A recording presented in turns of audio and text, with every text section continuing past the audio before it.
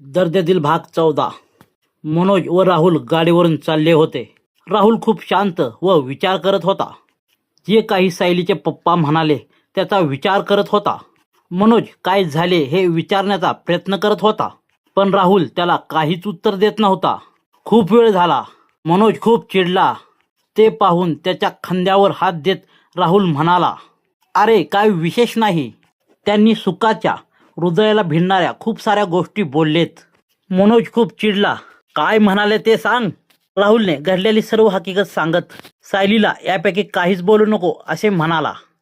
दोघेही गॅरेज येईपर्यंत शांत होते। गॅरेजवर येतात त्यांना समोर सायली उभा दिसली। ती खूप वेळ दोघांची वाट पाहत होती। ते येताच सायली त्यांच्याजवळ जात म्हणाली, काय म्हणाले पप्पा आणि काय झाले। राहुल विषय टाळण्याचा प्रयत्न करत होता, पण सायली ऐकण्याच्या मनस्थितीत नव्हती। राहुल तिला शांत करत म्हणाला, तुझे बाबा म्हणाले मी सायलीच्या सुखासाठी तिचे लग्न ठरवले असतानाही तुम्हा दोघांचा विचार करतो असे म्हणून त्यांनी माझ्याकडे विचार करण्यासाठी वेळ मागितला आहे। हे ऐकताच सायलीच्या चेहऱ्यावर आनंद फुलला। तिने पटकन राहुलला मिठी मारली व म्हणाली, मी तुझ्याशिवाय जगू शकत नाही। तोच मान्या दोघांना मिठी मारत, मी सुद्धा तुमच्या मैत्रीशिवाय जगू शकत नाही। सर्वांचे डोळे भरून आले। गॅरेजवरील काम करणारी मुले काम थांबवून हा क्षण पाहून भावुक झाली होती। राहुल मान्याच्या गाडीवरून सायलीला घेऊन एका बागेत आला होता। त्याच्या डोक्यात सतत रावसाहेब बोलले ते विचार घुटमळत होते। वाऱ्याने सायलीचे मोकळे केस तरंगत होते व ती एकटक राहुलकडे पाहत होती।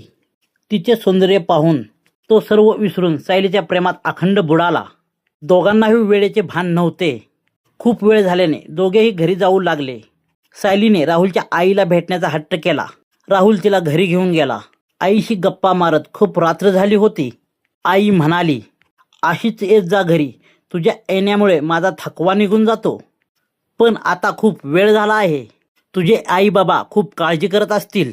राहुल तिला घरी सोडून ये असे म्हणताच राहुल गाडीवरून तिला तिच्या घरी सोडून येताना सायलीच्या आई वडिलांनी त्याला पाहिलं।